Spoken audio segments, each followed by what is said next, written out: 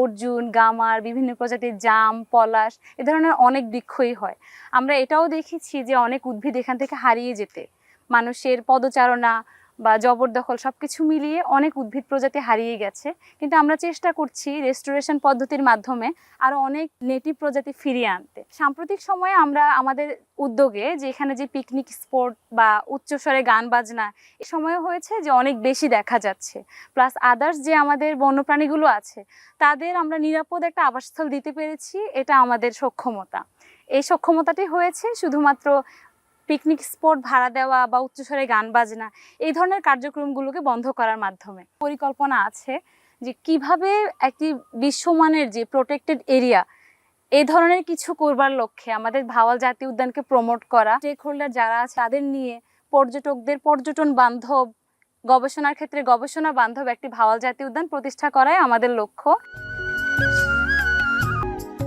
Master plan অনুযায়ী ৫,০০০ hectare বনাঞ্চল নিয়ে ভাওয়াল জাতীয় উদ্যানটি গঠিত হলেও বিভিন্ন উন্নয়নমূলক কর্মকাণ্ডের কারণে বর্তমানে ৯৪০ হেক্টর থেকে ১২০০ হেক্টর বনাঞ্চল রয়েছে।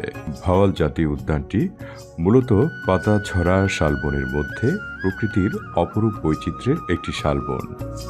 বর্তমানে কলকারখানার সংখ্যা গাজীপুরে অনেক বৃদ্ধি পাচ্ছে, পরিবেশও দূষণ হচ্ছে, কিন্তু বর্তমানে বাংলাদেশের বা গাজীপুরের হৃৎপিণ্ড বলা যায় এই ভাওয়াল জাতীয় উদ্যান। এই জাতীয় উদ্যান আমাদের পরিবেশকে অনেক সুন্দর রাখছে। এই জাতীয় উদ্যানের অনেক পশু পাখিতে কলরত ছিল আগে, আমরা ভোরবেলা পাখি বিভিন্ন প্রাণীর আওয়াজ শুনতাম, কিন্তু বর্তমানে এটার সংখ্যা দিন দিন কমে যাচ্ছে এবং পার্শ্ববর্তী এলাকাতে বিভিন্ন ধরনের রিসোর্ট গড়ে তুলছে, যেখানে একটা হাই কস্টে মানুষদের ভ্রমণ করতে হয়, কিন্তু এই জাতীয় উদ্যানে খরচটা কম।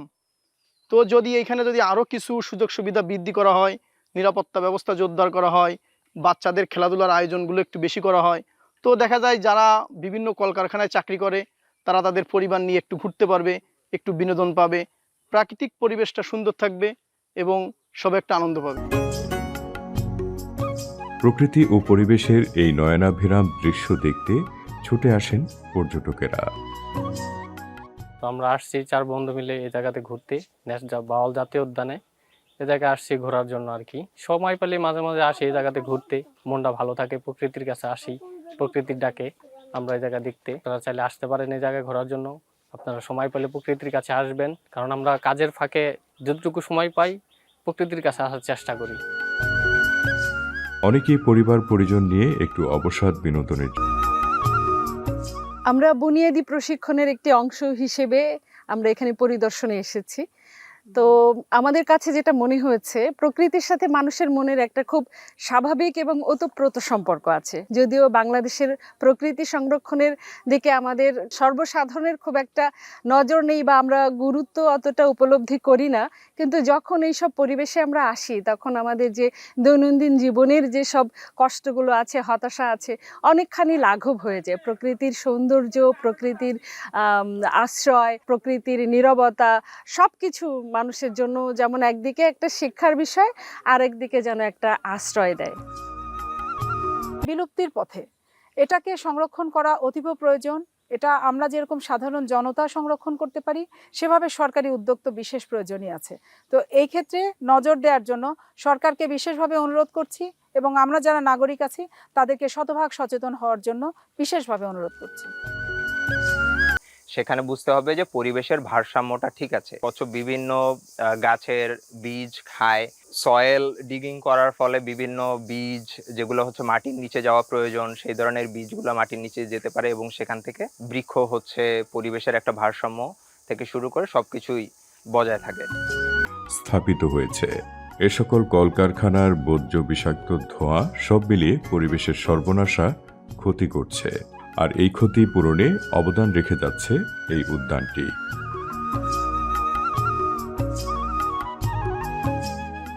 ভাওয়াল জাতীয় উদ্যানটি যেহেতু আমাদের পরিবেশের ভারসাম্য রক্ষায় গুরুত্বপূর্ণ ভূমিকা পালন করছে, কিন্তু আমরা প্রতিনিয়ত বন রক্ষায় চ্যালেঞ্জের সম্মুখীন হচ্ছি। দেখা যাচ্ছে এই গাজীপুরে আনুমানিক ৫,৫০০-এরও বেশি কলকারখানা রয়েছে। এই কলকারখানার দূষণ এটাকে ক্যাপচার করছে আমাদের এই গাছগুলো, কিন্তু দেখা যায় আমাদের এই ১২,৫০০ বনভূমি রক্ষায় আমাদেরকে অনেক বেগ পেতে হয়, জবরদখলের পরিমাণ এখানে অনেক বেশি। আগে যে সকল উদ্ভিদ প্রজাতি ছিল, অনেক উদ্ভিদ প্রজাতি জবরদখলের কারণে হারিয়ে গেছে, জবরদখল বা অন্যান্য যে ডিস্টারবেন্সগুলো আছে। তো এখন আমরা যে উদ্যোগটা নিয়েছি, আমরা নেটিভ প্রজাতি যেটা আমরা বলি যে শাল বন, শালকে ফিরিয়ে আনতে হবে। শালের পাশাপাশি যে শাল অ্যাসোসিয়েটেড স্পিসিসগুলো আছে, যেমন হলদু, কদম, জাম, তান্ত্রিকভাবে অপরিকল্পিতভাবে গাছগাছালি কেটে আপনার ইন্ডাস্ট্রি ব্যাপকভাবে গাজীপুরে তৈরি করা হয় এবং অপরিকল্পিতভাবে, এবং সবচেয়ে বড় ক্ষতি হয় এই বন বিভাগের, আমাদের পরিবেশের, যেটার ভুক্তভোগী এখন আমরা সবাই এবং দেশবাসী। কিন্তু বর্তমান সরকার যে উদ্যোগ নিয়েছে, আমি সেই উদ্যোগকে স্বাগত জানাই এবং ওনাদের অভিজ্ঞতা কাজে লাগিয়ে এই পরিবেশকে, সেই গাজীপুরকে আগের জায়গায় আমার বিশ্বাস ফিরিয়ে আনতে পারবে।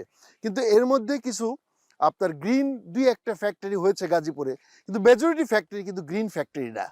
এবং বিশেষ করে বিভিন্ন ফ্যাক্টরি অপরিকল্পিত হওয়ার কারণে আমাদের নদী নালা কিন্তু দূষিত হচ্ছে এবং বিভিন্ন বর্জ্য সেখানে ফালানো হচ্ছে। যদি আজকে ট্রিটমেন্ট প্ল্যান্টগুলো করতো, এই যে কোটি কোটি টাকা নিয়ে যে ফ্যাক্টরি করে, কিন্তু অনেকেই ট্রিটমেন্ট প্ল্যান্ট করে না।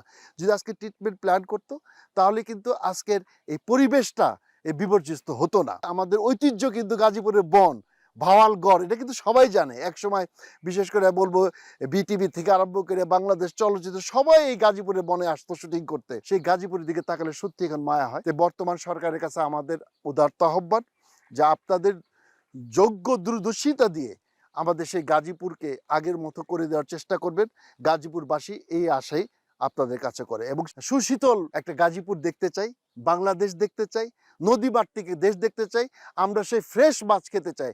আজকে আপনারা যদি একটু খেয়াল করে দেখেন, আজকে বর্জ্যগুলা যাচ্ছে সুন্দর সুন্দর নদীগুলাতে এবং সেখানে কোনো মাছ নেই এখন, আর শুধু কালো পানি দেখা যাচ্ছে। এখান থেকে আমাদের পরিত্রাণ হতে হবে।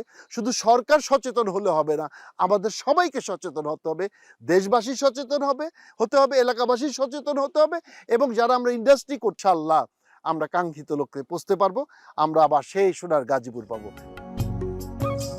অভিজ্ঞজনের মতে এ সকল দূষণ থেকে বাঁচতে হলে আরও অধিক সচেতন হতে হবে।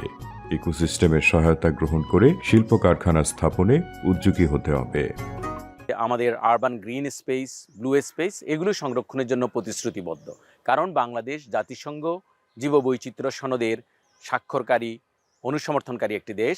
এই সনদের আওতায় যে Kunming Montreal global biodiversity framework যেটি হয়েছে, সেইখানে তার যেই টার্গেট 12, টার্গেট 12, সেই টার্গেট 12তে urban green space, blue space আমাদেরকে সংরক্ষণের কথা আমাদের সেই টার্গেটটি আমরা নিয়েছি।